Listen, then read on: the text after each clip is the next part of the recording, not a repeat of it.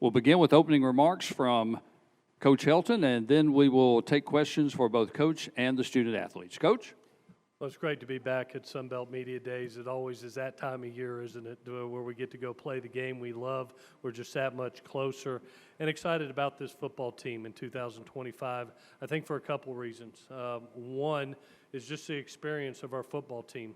This has been a 3-year project of being able to sign high school players, being able to develop them, and most importantly in today's time, being able to retain them and being able to, I look around the locker room and I see 3rd, 4th, 5th-year guys that have been trained and understand our culture. They understand the expectations and the standards, and they know how to lead. And I've brought 2 of those young men here today, and Davion Rhodes, a redshirt senior defensive end, and J.C. French, redshirt junior quarterback that's leading our football team. I think the second thing that really stands out to me with our team this year is just the consistency of our staff. To be able to go in our 4th year of the same offensive system under the leadership of Ryan Applin, our 3rd year of our defensive system under the leadership of Brandon Bailey, and our 4th year in our special teams system with Blake Wilson leading that crew now has been important for our players. That consistency of leadership and coaching and knowing what to expect on a day-to-day basis is really important for our guys. I think in my 30 years of coaching, consistency is imperative to championship seasons or hopefully championship seasons. And third, for me, is just a chip this team has on its shoulder. We know how close we were last year. We still all got a pit in our stomach right now about being 1 play away from playing in that championship game. And I've seen that carry over in our offseason workouts. The guys that don't get a lot of credit are our strength coaches, and James Heiss, entering his 2nd season with us, has continued to build our culture. And I talk to him on a daily basis, and he says, "Coach, this team is hungry. This team's got a chip on its shoulder." I feel it from our staff too, and I've always felt that hungry teams play better. This season, as nice as Paulson Stadium is, one of the toughest places to play in the country, in my opinion. It's hard to come to Statesboro, Georgia. I think really is going to be defined on the road this year. We've got an unbelievable opportunity to go out to California right off the start, someplace our school has never had the opportunity to go to, play 2 California schools, which we've never had the opportunity to play a California school before, and have that opportunity that I think is really going to prepare us for a really tough in-conference season. On the road is going to be imperative. We're going to have to display our toughness, our discipline, and our culture the whole way through. When you talk about going to JMU, Marshall, App State, and Arkansas State, those are not friendly places to play. They have great fan bases. They're good football teams. So I think our season will be defined by how we react on the road. And so we're glad to be here. Thank you for having us, and we'll take any questions that you have. We'll now open the floor for questions. For those of you in the room, if you have a question, please raise your hand. We'll get a microphone to you. For those of you on Zoom, please type your questions in the chat, and we'll read them here in the room. And we have a question on Zoom already from Josh. Coach, would you give us your thoughts on the team being picked 2nd in the preseason standings and having the most players in the league named to the all-conference team? Well, I think one of the things, like I said earlier, is just this has been a project, and it's been a project of not only, signing high school football players, which we've signed 81 in 3 years, 59 from the state of Georgia, and the rest from the attached states, but developing those kids, and most importantly, retaining those kids. I've got 2 of them right here that have been with me since day one. And so to be able to have that retention and kids understand your standards and your expectations and be there and have played a lot of football, naturally it produces a very productive team and a team that has a lot of expectations for this year. So we welcome those expectations. We appreciate, being so well thought of. We're going to fight like hell to be the first team in the conference rather than the second each and every day. But I'm very thankful to the men that are in that locker room because they chose to be a part of this football family. They chose to be a part of Georgia Southern, and that's a special brotherhood and special tradition. So I thank them. Coach, a big part of getting from 2 to 1 maybe is limiting the turnovers. Just talk about how important that's been for y'all fighting them, and what is it going to take to do that? Yeah, great observation. Last year was a huge step for us. We made that a priority, and we ended the regular season for the first time in the plus territory. We had two bowl games in our first 2 years, but to really put ourselves in contention, we had to be better protecting the ball, and we did that in the first 12 games to a better standpoint, a good standpoint. Now, better and good doesn't mean great, and that's our next step. We went 6-2 in this league last year. You have to win 7 or 8 games to win your side and go play in that championship. And the leading cause of that is turnovers. I appreciate our quarterback so much in JC. We lost a postseason bowl game to Sam Houston where turnovers bit us in the butt. And I'll never forget, being in that tunnel and him walking straight up to me after the game and saying, "Coach, I promise you." Looked me dead in the eye. He said, "Coach, I promise you that ain't never happen again as long as you and I are together." And for a young man to say that to you, have that type of courage to say that to you, I thought was special. But not only say it, then to back it up by what he's done from the day after that game all the way up until now. He runs the team, and he protects the ball, him and everybody that carries it. And that's our livelihood. That's the path to championship. So it's a great observation. We went from poor to good last year. Now we got to go from good to great if we want to play in that championship game. We've got a Zoom question for Davion. Of the newcomers this year, could you give us a few names of players who have stood out to you? Yes, thank you. Some guys that have been standing out to me, of course, is Caleb Moore. He's coming from Southern Miss. Jaquan McJinney, he's coming from Arkansas State. Those two guys, and Brennan Harrison coming from App State. I'm expecting big things from those guys. Those guys have been showing me nothing but great things. They was able to pick up where we left off at, and they understand what's at stake. They understand the culture, and they know that we have a goal, and that's to win the championship. And the same question for JC. Of the newcomers this year, can you give us names of players who have stood out? Yeah, absolutely. I think a few new faces that we're going to have on offense is Camden Brown. He's come from Auburn, big receiver. Super excited to see what he can do on the field. We also got Dylan Gary. He's another outside, big, tall guy from West Georgia. And Brian Green, as well as River Helms, tight end from Western Kentucky. Super excited to see what they can do on the field this year because they've been doing really good in practice. Coach, Tyler Kennett from the Herald-Dispatch. If you don't mind me asking, do you think that retention in this modern age has become the most important thing that a coach has to do? And then secondarily, how good is it, you have your quarterback on the stage, to the importance of having that connection hold over? Yeah, this is my 31st year of college football. And one of the things I've learned is if you want to be successful in college football, you got to learn how to adapt. They pay us as coaches not to make excuses, but to find answers. And, part of our job is to not only, acquire great people and great talent, but it's try to retain them. And we're never going to bat 100%, but you're going to fight like heck every day to do that. And, I'm very fortunate. My dad is my hero, my mentor, 40-year NFL and college coach. And he's taught me, remember, that the number one attribute of being a coach is to build trust and relationships, and that helps in retention. And when you build that trust and relationship, you can have conversations, one-on-one conversations, and be able to speak truthfully on what's the best situation for it. And there's times that there's some opportunities that you can't pass up, and there's some times that you don't go anywhere until, I don't care if it's the NFL or another school, until you're at your highest value, and being able to have that trust and be able to have honest conversations, I think is really important. We have a great product at Georgia Southern. It's been that way for a long time, way before me. Started with Irk Russell. And the guys that we've acquired from Georgia and the attached states, they wanted to come to Georgia Southern. I got an administration that gives us every resource that we need. So when you're taken care of, you build trust, you build relationships, and you have a good product, it's a lot easier. So we're fortunate in Statesboro, Georgia. Thanks for that question. Really good. Emmanuel Peppers, Sunbelt Conference. JC, this question's for you. Just talk about last year, your first year as a starter. What were some of the things that you felt like you got more comfortable with in the offense as the season went along, and just some things that you've kind of been working on going into this year? I think last year was a very big learning opportunity for me. And I feel like there was adversity in the season, and I think that only helped me get better throughout the whole season. And going into my second year, my confidence, it's just at an all-time high because I know I've been through those situations, and I know like it's nothing new to me. So I'll be able to get through it.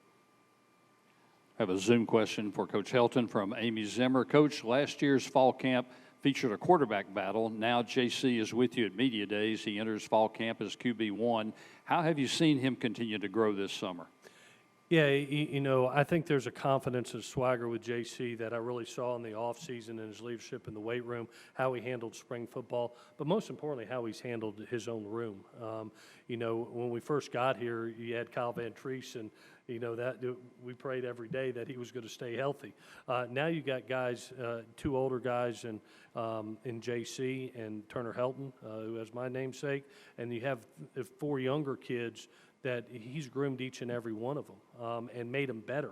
I've always thought the coach learns the most, and he not only plays his position, but he helps coach the other guys. He's welcomed them in, and he's really progressed them. And I really feel that when you do that as a player, not only are you helping those guys around you, you build chemistry around you, but you're really helping yourself too, because to be able to be a teacher allows you to be a master of your craft. A follow-up question to JC. How do you feel you have grown since last season, and can you talk about the excitement around the fall camp? Right. I think I've grown exponentially. Just going back and watching all the past games, whether it's with Coach App or myself, really just to hone in on the details of what I need to focus on and my strengths and weaknesses. And I think spring ball was a big jump for me. And obviously leading into fall camp, I just kind of honed in on some things that I think I could work on. And really the whole team's excited to get this thing rolling. I think it's going to be a special year for us. Emmanuel Peppers, Sun Belt Conference. This is for both Davion and JC. Coach had talked about the opportunity for you guys to go out to California early in the season and go to Fresno State and USC. Just talk about that from you guys' perspective. First of all, the experience of getting to go to those atmospheres and the challenge that you look forward to as it prepares you guys for conference. Yes, for the most part, like I've been saying all day, we just should approach that game with the mindset that it's like it's no other game. Attack that game like it's as if it's Arkansas State or as if it's App State or Georgia State. Don't get too high, don't get too low. Yes, it's an awesome opportunity for us, but understand that it's a business trip and attack it like pros. Yeah, and I look at it as what a great opportunity for us to show what we've been working throughout the whole offseason with 2 great programs with Fresno State and USC. I just think we can put our resume on tape and really show what we're about and what we've been doing during the offseason. Zoom question for Coach from Josh. Coach, what do you feel is your biggest question mark going into the year? Well, hopefully we've addressed it. I think any time that you lose the defensive MVP of the league in Marquez, you need to make sure that production, you don't fall off. And, we went out and acquired Brendan Harrington from App State, who has had a lot of production in this league, as well as being a team captain, brings great leadership. But also Brandon Tyson from Elon, who's an All-American in that league and has the opportunity, I think, going to make a huge name for himself this year. You bring back Davon Hicks, as well as some great young linebackers, and that crew, all of a sudden, you lose a Davon Gilmore and a Marquez Watson-Trent, and you're able to replace it with, I feel, very similar production. I don't know if it'll be more, we'll see, but those guys' leadership and what they've meant to our program right off their bat and their production in spring football, I just can't wait for them to play for our football team. I think that's been our biggest area of growth in our front, and they've really showed up. And then a question for both the players. Asked this to a couple groups today. Just curious, y'all's personal thoughts. With the landscape of college athletics and transfer portal and roster uncertainties and everything like that, what are some of the challenges and some of the triumphs that you both have faced, both as leaders and as individuals? One, I feel like some trials that we're facing because of the times has changed. Sometimes it'll be harder for guys to just be able to come in and pick up the culture immediately. But for the most part, for our guys, they has they has pick up the culture almost immediately, and they understand. And not just only, just the culture, but understanding what we have built. And like Coach said, was talking with us earlier this week about the foundation of like a building. Like it's like 10 feet in the ground, and it has to be perfect before anything else is built up. And I feel like we did a tremendous job. As far as like when Coach Helton first got here, we built that foundation to get where we at now. So it made the transition of any kid that come in, make that transition a little bit smoother. Yeah, and for me, for us, it really hasn't been too much turnover for this transfer portal. And I commend Coach Helton, Coach App, and Coach Bailey for the leadership that they show our whole program. And I think it's because of them is how we're able to retain our key players and return a ton of starters on offense.